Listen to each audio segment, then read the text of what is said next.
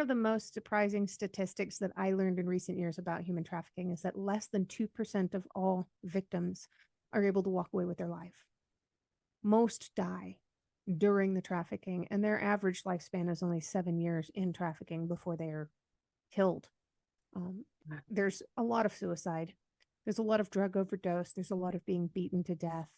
There's a lot of starvation. There's a lot of really inhumane conditions that lead to somebody ending their life or having their life ended for them. Yeah. When people tell me that they're sorry for what happened to me, and I know that's not what you said, and I appreciate that greatly.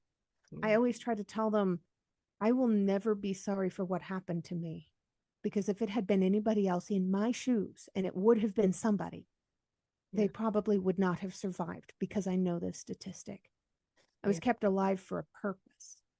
I Yeah. have this voice. I have this ability to stand my ground and to tell about what happened to me, to try to help other people. I've written multiple books on not just my own life story, but on trauma recovery and trying to help people to get through this stuff. This was my purpose in life, and I never knew it until 2019 when that last attack happened.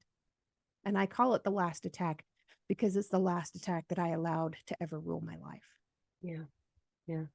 And I'm glad that you mentioned that you're an author, because that was the question. Is going to be, how, what did you hold on to? What have you done since then?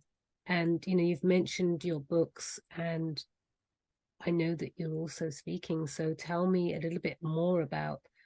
And I always say this to people, like, sometimes when things happen, and I think, and me in particular, and this isn't nowhere near on the same level, but it's the get back up.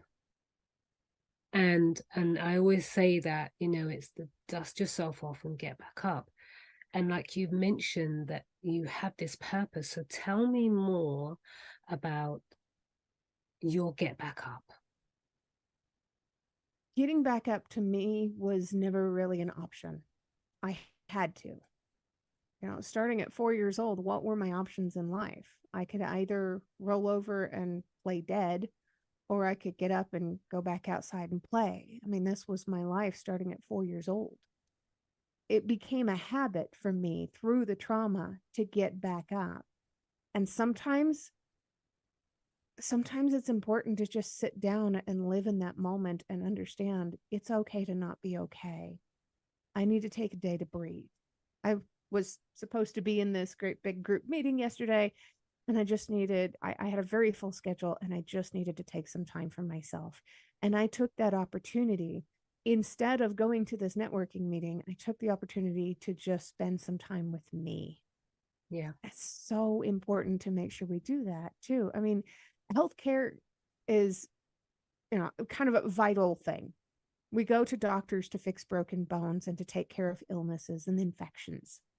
Why don't we do that for our brains? Mental health is every bit as important as physical health. And part of that mental health is getting back up.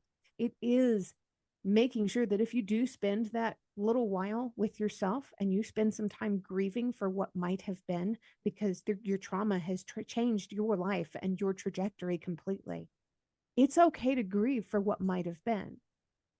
But when it becomes a problem is when you find yourself staying there Yeah. rather than progressing on in the new life and in the new world that has been created for you. You're still stuck at that fork in the road. You're not ever going to take that old path. Yeah. It's changed. Yeah. But it's okay to take the first steps down a new path and to learn what that new world and that new life looks like for you.